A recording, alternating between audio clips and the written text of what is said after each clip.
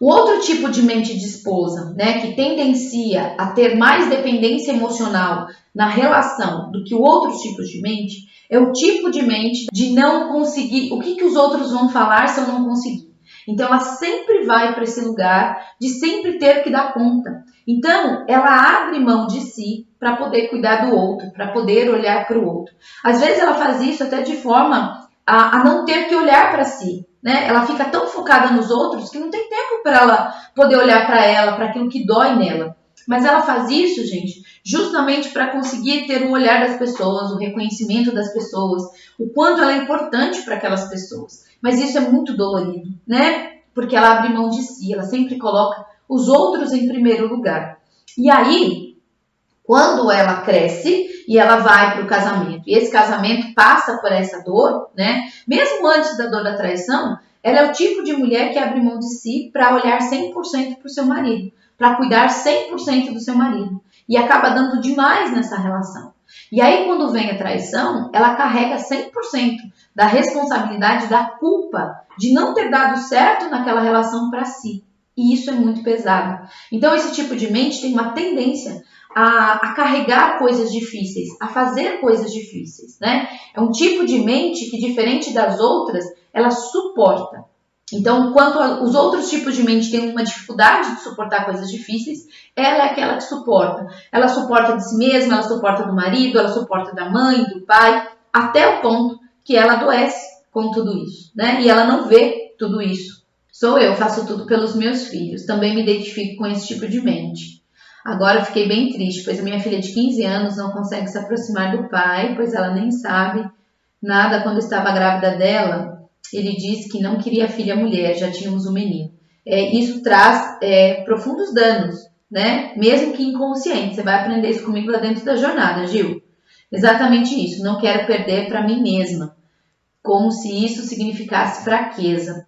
Mas ela não sabe disso e nunca deixei ninguém falar para ela. Sim, mas existem coisas que vocês vão entender que não precisa ser falado, né? A criança sente na alma.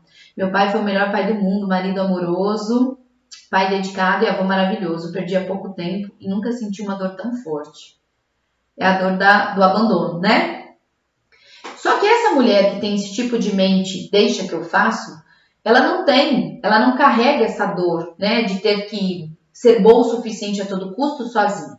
Então, normalmente, essa mulher, ela vem de um lugar que, olhem só, ela precisou crescer muito rápido, né? Então, às vezes a mãe foi trabalhar e ela precisava cuidar dos irmãos, que é o caso da Jaline Maria aqui que eu falei, né? Sobre essa situação.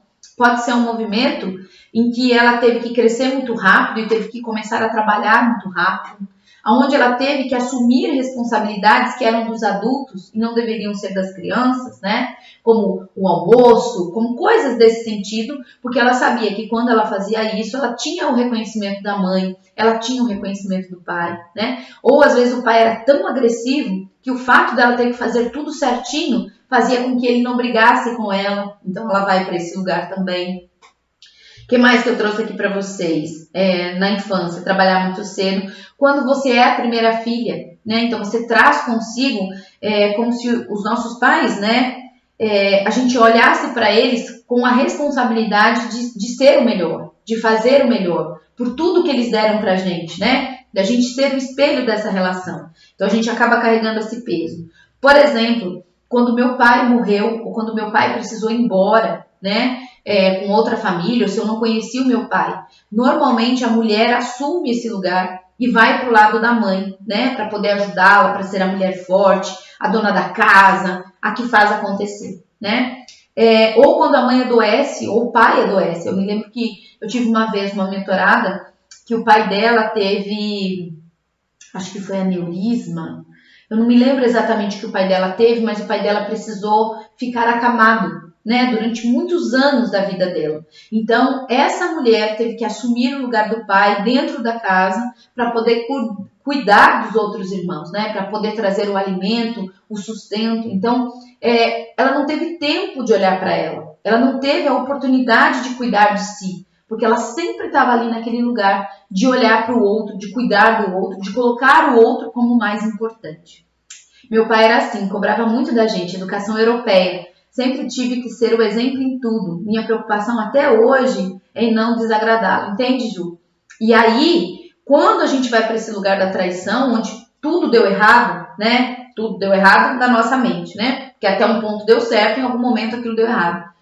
Eu fico me perguntando aonde foi que eu errei, né? Por que isso aconteceu comigo, se eu sempre fiz tudo certinho? Então vem muito dessa cobrança, desse pensamento.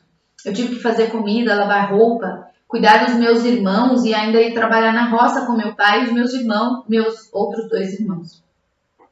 Então, gente, tudo isso, vocês estão percebendo que o fato da gente ter um tipo de mente ou outro tipo de mente se baseia nas histórias que a gente precisou viver. E lembrem-se, muitas dessas histórias, elas não são opcionais, né? Elas são simplesmente as nossas histórias.